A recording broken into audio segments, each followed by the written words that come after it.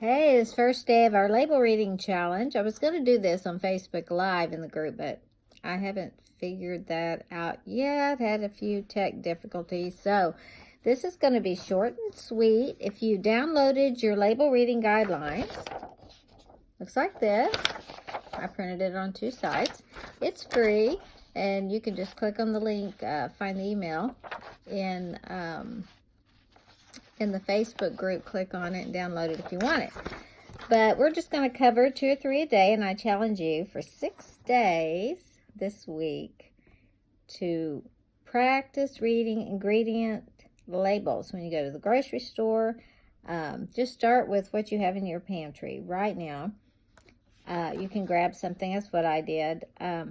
So the first tip says ignore marketing on the front of a package. Read ingredients first. Now, sometimes there are some beneficial messages on the front of the box, like this non-GMO verified project. That's a good thing to know, that it's not genetically modified. Genetically modified foods are generally sprayed heavily with toxic weed killers. That's why they're genetically modified, so they can withstand it. But those weed killers are being studied and found to harm our health in many different ways. So this is a good label right there. But we really want to know what's in this product. So the first thing we need to do is find the ingredients. And sometimes that can be a little tricky because they might be in really fine print and hidden somewhere on the box. I found myself having to turn a box over and over several times just to find the ingredients. This one is right here on the side. Often it's below the nutritional information. A lot of people go here first, look for their carbs, their protein. But not all carbs, proteins, and fats are created equal. So we want to find out what the food is that we're dealing with. So the ingredients simply say whole wheat and salt. Well, these are not organic. This is not organic, but at least we know it's not genetically modified. So that's a step better than genetically modified. So whole wheat and salt, 2 simple ingredients. So that's a good thing. And then we can go up once we decide, okay, the ingredients, those are pretty good. So now we'll look on further up into the nutrition label. This one has, if you look up a serving size, you want to see how many it's talking about. And we're talking about 8 crackers here. If you eat 8 crackers, you'll get 0 saturated fat, and it tells all about the fat.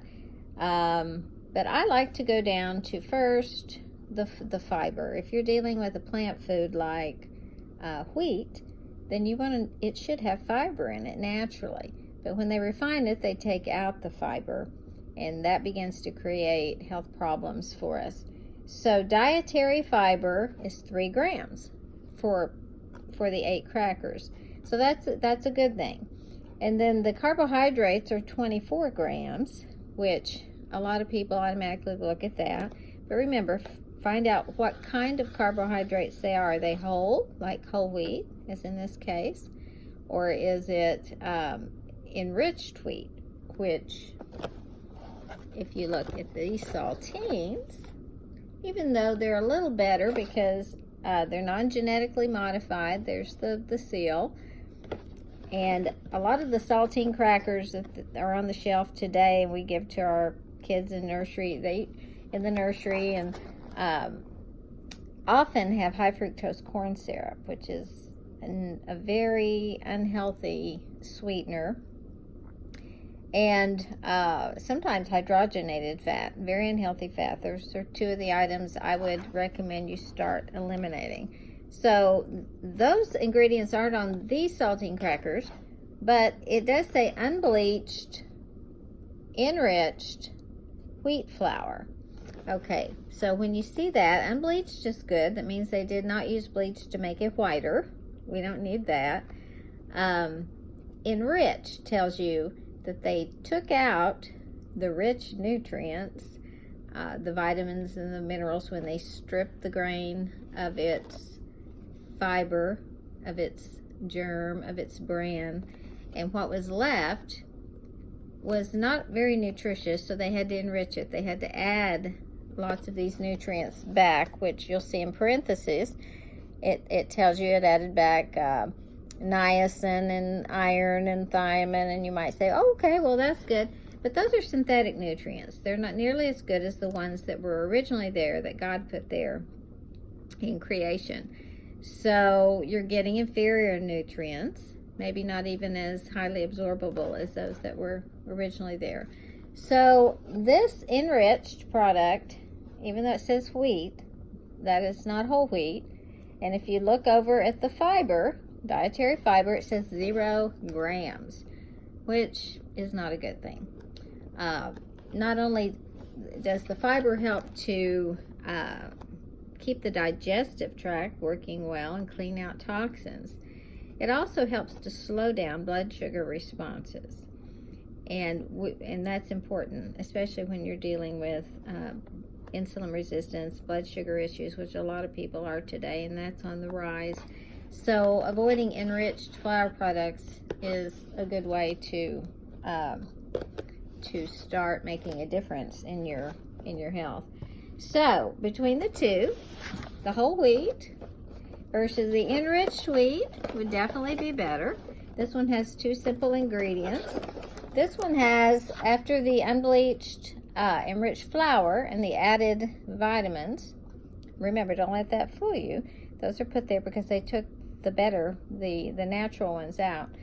It has expeller pressed safflower seed oil. Okay, most oils, once they're processed, they can tend to they change and they become more toxic to our health.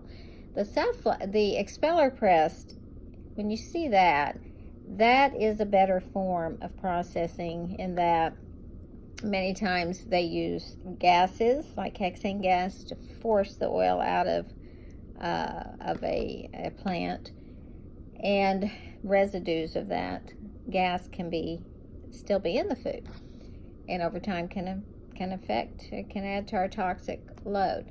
So expeller pressed is better, and then it has salt, and then you can see just baking soda and some enzymes, some yeast, malted barley flour. So again, today we're talking about read the ingredients and learn to look for the simple, more whole ingredients, not the ones they had to enrich because they robbed it to begin with. And look for fiber when you're talking about plant foods. Now, before I go, I want to give you one more quick tip. I really avoid these kinds of things. I just keep it in my pantry for show and tell about label reading, because, a lot of people use packaged gravies and spice mixes because they think, well, this is just easy. We just rip it open, dump it in, we're done. But what are you dumping in and eating? If you go to the ingredients, it says lactose, first ingredient, which anything ending in an O generally means it's a sugar. So we've got some sugar, which is probably from milk. Enriched, there's that word again, enriched wheat flour. And sure enough, if you go up to fiber, you see it's 0 grams of fiber. And then those added vitamins. And then it has wheat starch. So a starch is generally going to be cause your insulin to go up. It's a sugary substance. And then it has chicken fat, turkey, onion, silicone dioxide added to make it free flowing. Which, do you really know what that is? Torula yeast. Again, when it starts getting hard to pronounce, you better think twice before eating it. And caramel color, and disodium inositate, and guanylate, which is flavor enhancer. All of those are. Spice, we don't know what that means exactly. Could be an MSG. Natural flavors, we don't know what that means. Natural, what is natural? Yeast extract, that could be another form of MSG. And extractives of paprika. That was a long list on that little label.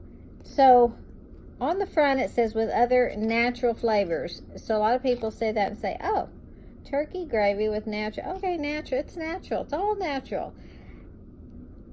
Natural doesn't mean a lot. Look at the back.